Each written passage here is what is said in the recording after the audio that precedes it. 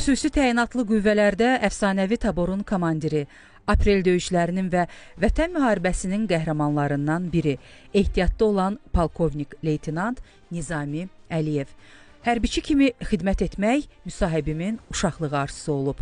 Uşaqlığımızı əslində biz 1-ci Qarabağ müharibəsi ilə yaşamağa başladıq. O çətinliklərlə düşmənə nifrət hissi yarandı və intiqam hissi yarandı. Çünki biz Xocalını gördük, çünki biz o ağır döyüşləri gördük, qaçqınlarımızı, məcburi köçkünlərimizi gördük və onların intiqamının almasıyla artıq biz böyüdük və bu hisslə yaşadıq. Elə maraq da əslində oradan yarandı. Orta məktəbdə oxuyurdum həmin ərəfələrdə. Cəmşid Naxçıvanski adına hərbi liseyə girməyə qərar verdim və məqsəd qoydum. Naxçıvanski adına liseydən başladım. Ondan sonra orada seçilərək Türkiyə Respublikasında təhsilimi davam etdirdim. Hərbi liseyi, hərbi məktəbi, komanda kursunu, dalğıc kurslarını demək olar ki, bütün həm təhsilimi, həm də ki, peşəmlə bağlı kursların hamısını orada bitirdim.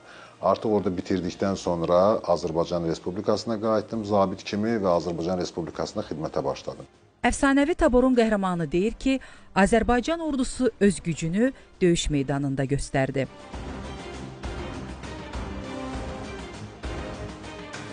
Əfsanəvi tabor bizim həm müharibədən qabaq Azərbaycanın ərazi bütövlüyün bərpasında, düşmənin diversiya bildiyimiz kimi hər zaman düşmən atəşkəsi pozmağa çalışırdı, qeyri-stabil bir vəziyyət yaratmağa çalışırdı və bizim də taburumuz, bölmələrimiz bu düşmən diversiya əməliyyatlarının qarşısını almağa hər zaman müvəffəq olmuşdur.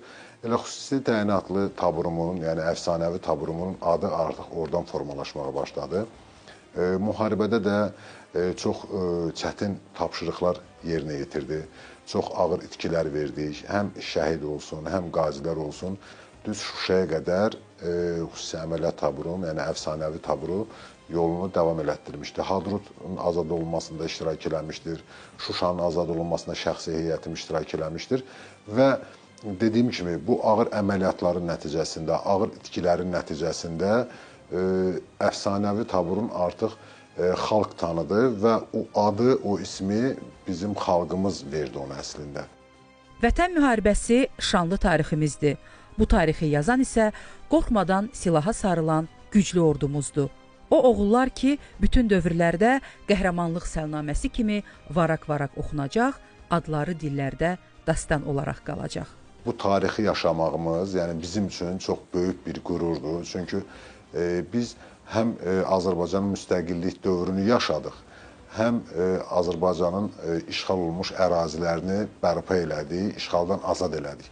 Biz xalq olaraq, ordu olaraq bunu göstərdik ki, biz çox böyük bir xalqıq. 100 ildən sonra, 200 ildən sonra biz olmayacağıq, amma bu tarix davam edəcək. Bu bizim gələcək nəsillərimiz tarix kitablarından həmən bugün yazılan tarixi, biz yazdığımız tarixi oxuyacaqlar və bizi hər zaman xatırlayacaqlar.